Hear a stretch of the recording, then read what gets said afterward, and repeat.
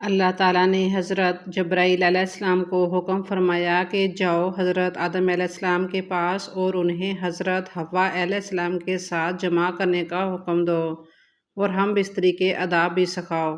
تو جب حضرت جبرائیل علیہ السلام حضرت آدم علیہ السلام کے پاس تشریف لائے اور اللہ کا حکم سنایا تو حضرت آدم علیہ السلام کہنے لگے، جمع کیا ہوتا ہے اور وہ کیسے ہوتا ہے؟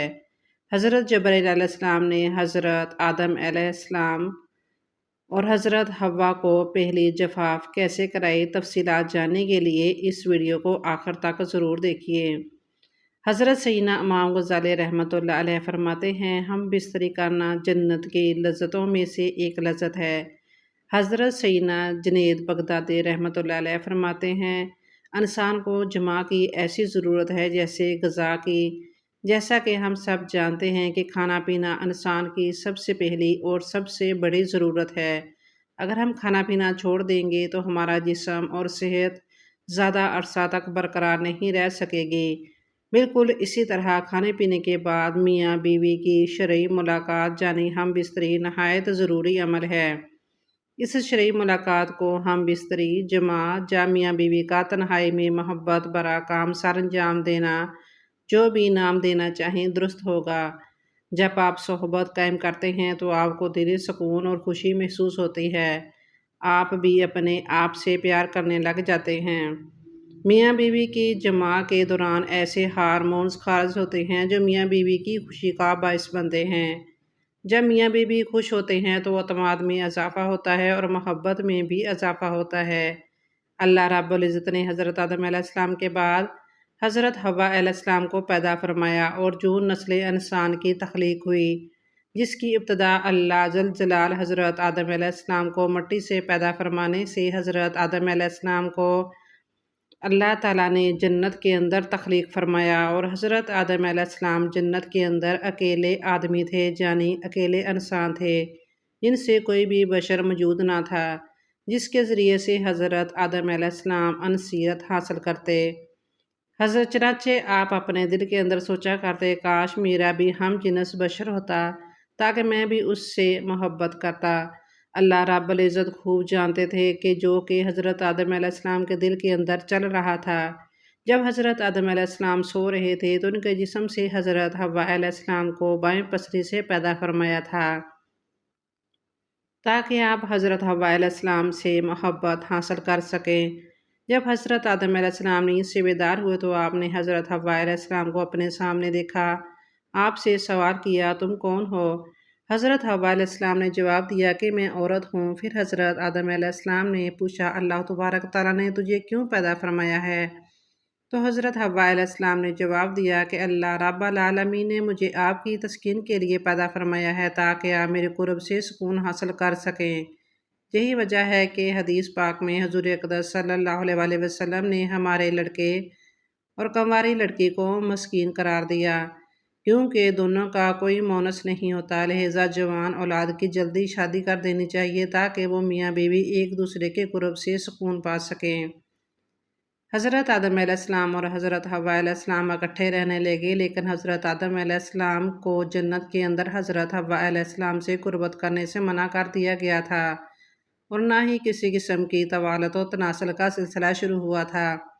اس لیے حضرت آدم علیہ السلام اور حضرت حوا علیہ السلام سویا کرتے تھے۔ چنانچہ ایک مرتبہ اللہ رب العزت نے حضرت جبرائیل علیہ السلام کو حکم فرمایا کہ جاؤ اور حضرت آدم علیہ السلام کو حکم دو کہ وہ حضرت حوا علیہ السلام سے جمع کریں اور ان کو آداب معاشرت بھی سکھاؤ۔ چنانچہ حضرت جبرائیل علیہ السلام حضرت آدم علیہ السلام کے پاس تشریف لائے اور ان کو اپنی بیوی حضرت حوا علیہ السلام کے قریب ہونے کا حکم دیا اور ان کو آداب معاشرت بھی سکھائے، اور انہیں اس بات کا حکم دیا کہ جہاں سے اٹھ کر حضرت حوا علیہ السلام کے پاس جا کر لیٹے۔ چنانچہ حضرت آدم علیہ السلام نے ایسا ہی کیا، جس کے بعد حضرت آدم علیہ السلام جب واپس آئے تو حضرت جبرائیل علیہ السلام نے پوچھا، آپ نے اپنی بیوی کو کیسا پایا؟ تو حضرت آدم علیہ السلام نے ارشاد فرمایا، بہت اچھا پایا۔ اللہ تعالیٰ نے بنی نوع انسان کی رہنمائی کے لیے کم و بیش 1,24,000 انبیاء علیہ السلام کو مبعوث فرمایا۔ انبیاء کرام علیہ السلام کی بعثت کا سلسلہ حضرت آدم علیہ السلام سے شروع ہوا اور اس مبارک سلسلے کا اختتام حضرت محمد صلی اللہ علیہ وسلم کی ذات اقدس پر ہوا اور آپ صلی اللہ علیہ وسلم خاتم النبیین ہیں۔ قرآن کریم میں معتد انبیاء کرام کی اسماء گرامی مذکور ہیں، جبکہ بعض انبیاء کرام کے نام احادیث مبارکہ میں بھی ملتے ہیں۔ ان برگزیدہ ہستیوں نے ایک طرف لوگوں کو اللہ تعالیٰ کے پیغام سے روشناس کروایا تو دوسری طرف خود کو نمونے کے طور پر پیش کیا تاکہ ان کی پیروی سے دنیا و آخرت میں کامیابی حاصل کی جا سکے۔ آسمان دنیا کی گہما گہمی کسی بڑی خبر کی نوید سنا رہی تھی۔ جوں جوں وقت گزرتا جا رہا تھا، تصویر و تحریر میں مصروف فرشتوں کے تجسس اور بے چینی میں اضافہ ہوتا جا رہا تھا۔ نظریں بیت المعمور پر تھیں اور کان اللہ کی پکار کے منتظر۔ بالآخر انتظار کی گھڑیاں ختم ہوئی اور رب ذوالجلال کا حکم فضا میں بلند ہوا۔ قرآن مجید میں اللہ تعالیٰ نے ارشاد فرمایا، میں زمین پر اپنا نائب بنانے والا ہوں۔ فرشتے اس فیصلے پر حیران تھے اور معتجب بھی۔ ان کا خیال تھا کہ جنات کی طرح یہ بھی زمین پر لڑائی جھگڑا اور فساد کریں گے، چنانچہ انہوں نے اس فیصلے کو حکمت معلوم کرنے کی غرض سے ڈرتے ڈرتے عرض کیا، اے ہمارے رب، ایسے شخص کو کیوں پیدا کرتا ہے جو زمین میں فساد کرے، خون بہائے، اور ہم تیری تسبیح، حمد اور پاکیزگی بیان کرنے والے ہیں۔ اللہ تعالیٰ نے فرمایا، جو میں جانتا ہوں تم نہیں جانتے۔ اللہ تعالیٰ نے حضرت جبرائیل علیہ السلام کو حکم دیا کہ قرۂ ارض سے مٹی لے کر آؤ، تو حضرت ابو موسیٰ اشعری رضی اللہ تعالیٰ عنہ سے روایت ہے کہ نبی کریم صلی اللہ علیہ وسلم نے ارشاد فرمایا، اللہ تعالیٰ نے حضرت آدم علیہ السلام کو ایک مٹھی خاک سے پیدا فرمایا۔ یہ مٹی تمام روئے زمین سے حاصل کی گئی تھی۔ یہی وجہ ہے کہ حضرت آدم علیہ السلام کی نسل میں مختلف رنگ و زبان کے لوگ پائے جاتے ہیں۔ حضرت ابو ہریرہ رضی اللہ تعالیٰ عنہ سے روایت ہے کہ حضور اکرم صلی اللہ علیہ وسلم نے فرمایا، جب اللہ نے آدم کو پیدا فرمایا اور ان میں روح پھونکی تو ان کو چھینک آئی، جس پر انہوں نے الحمدللہ کہا۔ یوں سب سے پہلے ان کے منہ سے اللہ کی حمد نکلی، پھر اللہ نے یرحمک اللہ ربک فرمایا۔ اللہ تعالیٰ نے حضرت آدم علیہ السلام کو 4 عظیم شرف اور مرتبے عطا فرمائے۔ نمبر 1 اپنے ہاتھ سے پیدا فرمایا، نمبر 2 روح پھونکی، نمبر 3 فرشتوں کو سجدہ کرنے کا حکم فرمایا، نمبر 4 اشیاء کے ناموں کے علم سے سرفراز فرمایا۔ اللہ تعالیٰ نے حضرت آدم علیہ السلام کو تمام نام سکھا کر ان چیزوں کو فرشتوں کے سامنے پیش کیا اور فرمایا، اگر تم سچے ہو تو ان چیزوں کے نام بتاؤ۔ انہوں نے کہا، اے اللہ، تیری ذات پاک ہے، ہمیں علم نہیں سوائے اس کے جو تو نے ہم کو سکھایا ہے، بے شک آپ بڑے علم و حکمت والے ہیں۔ پھر اللہ نے حضرت آدم علیہ السلام کو حکم دیا کہ ان چیزوں کے نام بتا دو، سو انہوں نے ان سب چیزوں کے نام بتا دیے۔ اللہ تعالیٰ نے فرمایا، دیکھو میں نے تم سے نہ کہا تھا کہ میں زمین آسمان کی تمام پوشیدہ چیزوں سے واقف ہوں؟ میں ان باتوں کو بھی جانتا ہوں جن کو تم ظاہر کر دیتے ہو اور جن کو تم دل میں رکھتے ہو۔ حق تعالیٰ نے تمام فرشتوں کو حکم دیا کہ آدم علیہ السلام کو سجدہ کرو، تو ابلیس کے سوا سب نے سجدہ کیا۔ اس نے انکار کر دیا اور تکبر کیا اور کافروں میں سے ہو گیا۔ اللہ نے ابلیس سے پوچھا، جب میں نے تجھ کو حکم دیا تھا تو کس چیز نے تجھ کو سجدے سے باز رکھا؟ اس نے کہا، میں اس سے افضل ہوں، تو نے مجھے آگ سے پیدا کیا اور اسے خاک سے۔ اللہ نے فرمایا، تو بے حشت سے اتر جا، تجھے حق نہیں کہ تو جہاں رہ کر غرور کرے، پس نکل جا، بے شک تو ذلیلوں میں سے ہے۔ اس نے کہا، مجھے اس دن تک مہلت عطا فرمائیے جس دن قیامت آئے گی۔ اللہ نے شیطان کو مہلت عطا فرما دی تو اس نے کہا، میں اب تیرے بندوں کو قیامت تک بہکاؤں گا، آگے سے، پیچھے سے، دائیں سے، بائیں سے۔ اللہ تعالیٰ نے فرمایا، جو لوگ تیری پیروی کریں گے میں تجھے سمیت ان سب سے جہنم بھر دوں گا۔ ابلیس اور شیطان ایک ہی صفت اور ایک ہی حقیقت کے 2 ایسے نام ہیں جس کا کام اللہ کے بندوں کو ورگلانا، شر پھیلانا، انہیں اللہ سے باغی کر کے برائی کے کاموں کی جانب راغب کرنا ہے۔ یہ انسان کا وہ ازلی دشمن ہے جو قیامت تک ان کا پیچھا نہیں چھوڑے گا۔ حضرت عائشہ صدیقہ رضی اللہ تعالیٰ عنہا سے روایت ہے کہ نبی کریم صلی اللہ علیہ وسلم نے فرمایا، فرشتے نور سے، آدم مٹی سے اور ابلیس آگ سے پیدا کیا گیا۔ حضرت عبداللہ بن عمر رضی اللہ تعالیٰ عنہ فرماتے ہیں کہ جنات حضرت آدم علیہ السلام سے 2000 سال پہلے سے دنیا میں آباد تھے، جنہوں نے دنیا میں دنگا فساد مچا رکھا تھا۔ چنانچہ اللہ نے فرشتوں کے ایک لشکر کو دنیا میں روانہ کیا، جنہوں نے ان جنات کو مار مار کر سمندری جزیروں اور ویران علاقوں میں بھگا دیا۔ حضرت سعید بن منصور کا قول ہے کہ اس موقع پر بہت سے جنات قتل کیے گئے اور کچھ گرفتار بھی ہوئے۔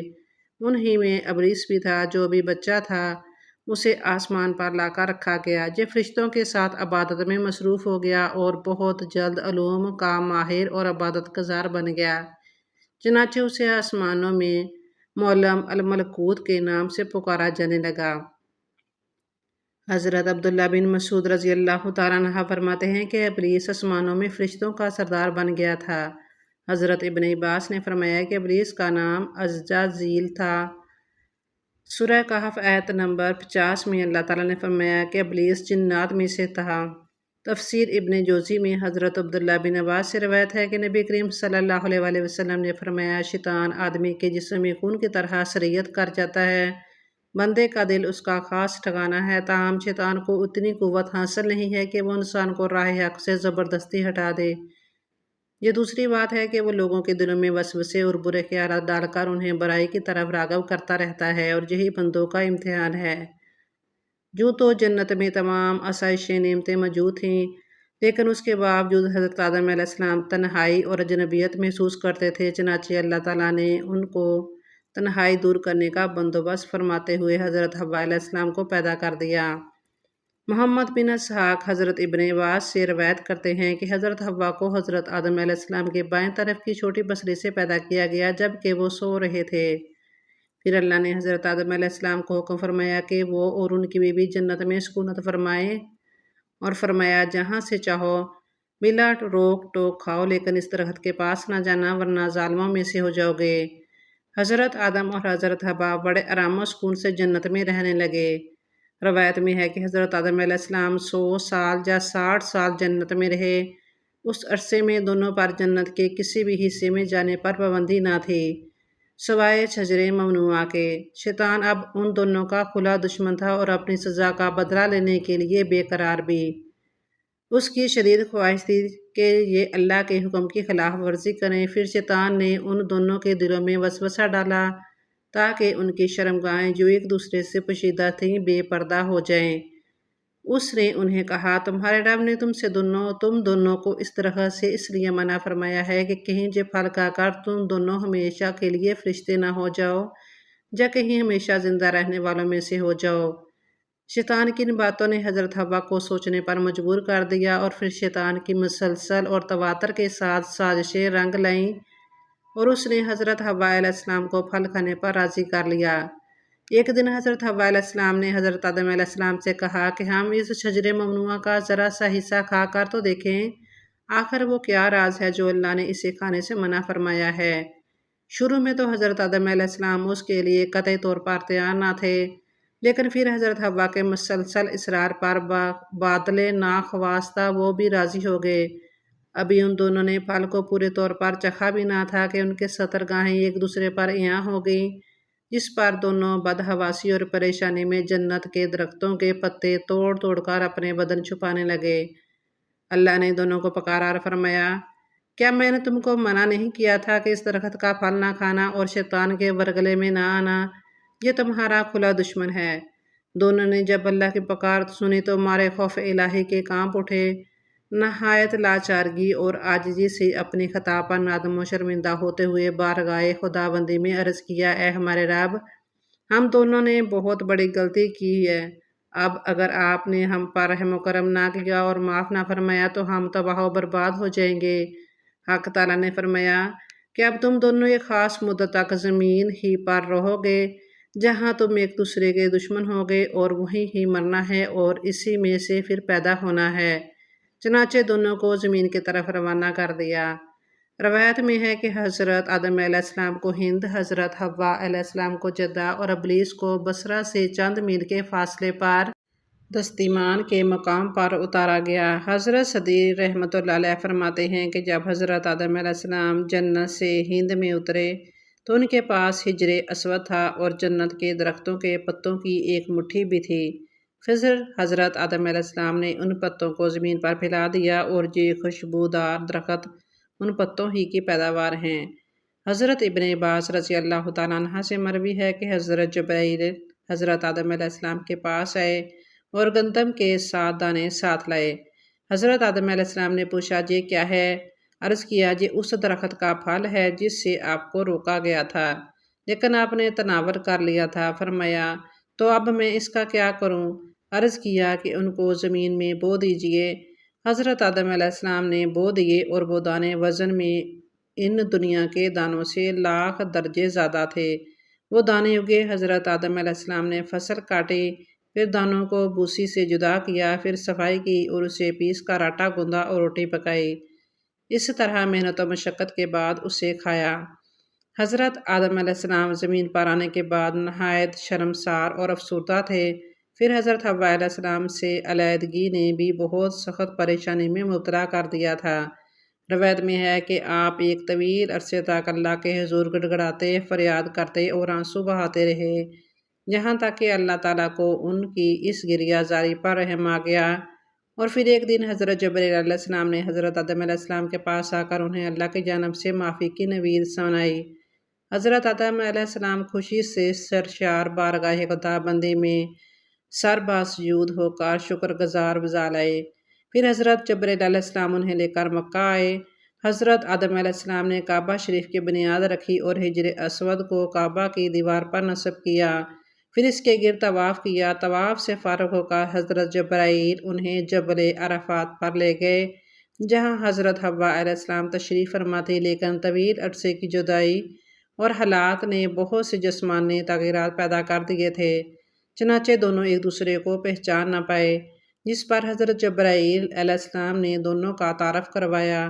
چونکہ جنت میں واپسی ممکن نہ تھی، اس لیے حضرت آدم علیہ السلام کو حکم دیا گیا کہ اب وہ اسی زمین کو آباد کریں جہاں کھیتی باڑی کر کے اپنے لیے رزق پیدا کریں اور اپنی اولاد اس ویرانے کو میں بسائیں۔ حکم الہی کی تعمیل میں حضرت آدم علیہ السلام اور بی بی حوا زمین پر زندگی گزارتے رہے اور اس وقت کا انتظار کرتے رہے جب خالق حقیقی کی طرف سے واپسی کا اذن ہو۔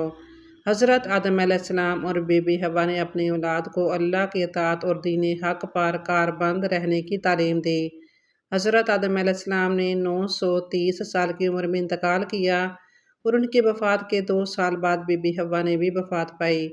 آپ کو حضرت آدم علیہ السلام کے پہلو میں دفن کیا گیا۔ اللہ تعالیٰ سے دعا ہے کہ اللہ پاک ہمارا خاتمہ ایمان پر فرمائے اور روز محشر آپ صلی اللہ علیہ وآلہ وسلم کی شفاعت نصیب فرمائے۔ آمین ثم آمین۔ محترم ناظرین، اگر ویڈیو اچھی لگی ہو تو کمنٹ سیکشن میں آمین ضرور لکھیں۔ اللہ آپ کا حامی و ناصر ہو۔